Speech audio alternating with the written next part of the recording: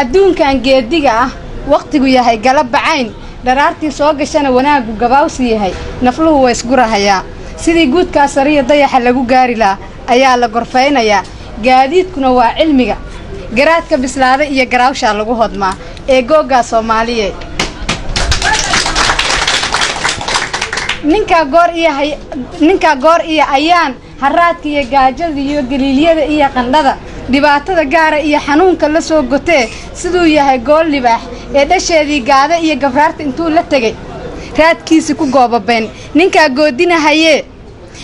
goodinahaye inta gabadanada iyo gudoodiga meerayeen cadceedana hoos ka galin ninka gaatamahaye guntigu u adkeysan yahay gamuunku u tooxan yahay calanku u garwaxsan yahay haasawaha guurka iyo ninkan galbis iyo aroos kashiisa habeenna gelin ninkan golo loo xardhiyo nasiiniyo gogol qurxoon hurdada gacalaba u qabin ninka la go'doomiye markay gacal iyo xigaal guntiisii dayriyeen cadaawuhu gooni baar ku falay godob iyo xumaan su'aal weeye gudboon muxuu gaarjoog u yahay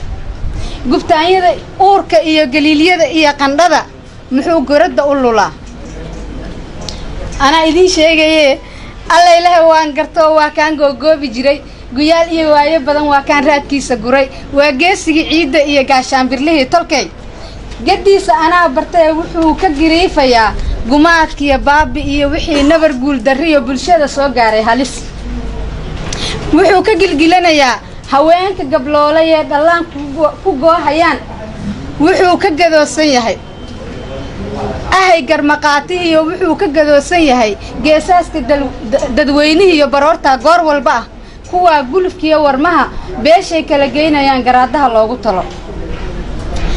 markaana waxaan la hadli doonaa geesiga dhulka garsoore cadaalad iyo hoohay gacal ciiltiro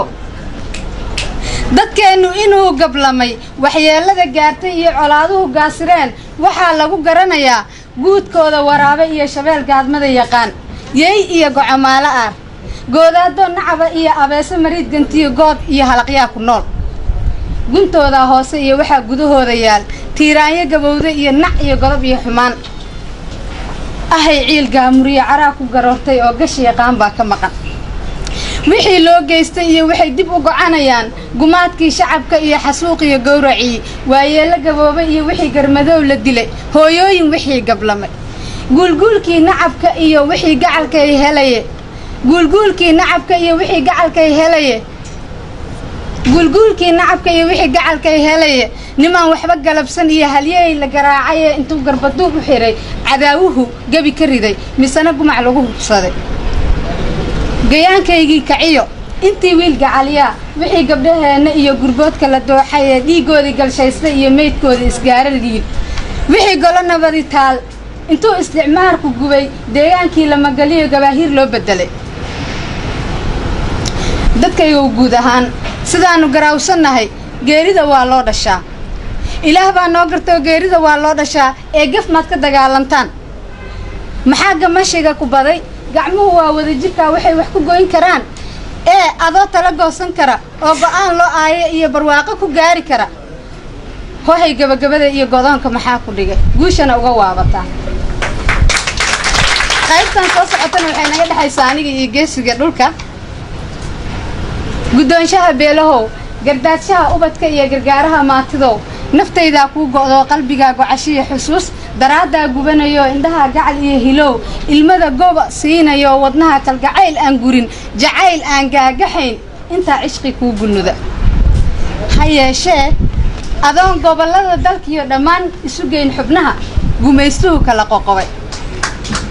adoon geedkii xornimo bulshada gaajaysan iyo miraha ubadka uga gurin gartay weeye adoon wanaagan ku galiyo abaalkaygii aan gudin dareeskii gobonimiye adoon ii gelin xariir goonyaha ubax igu sharaxin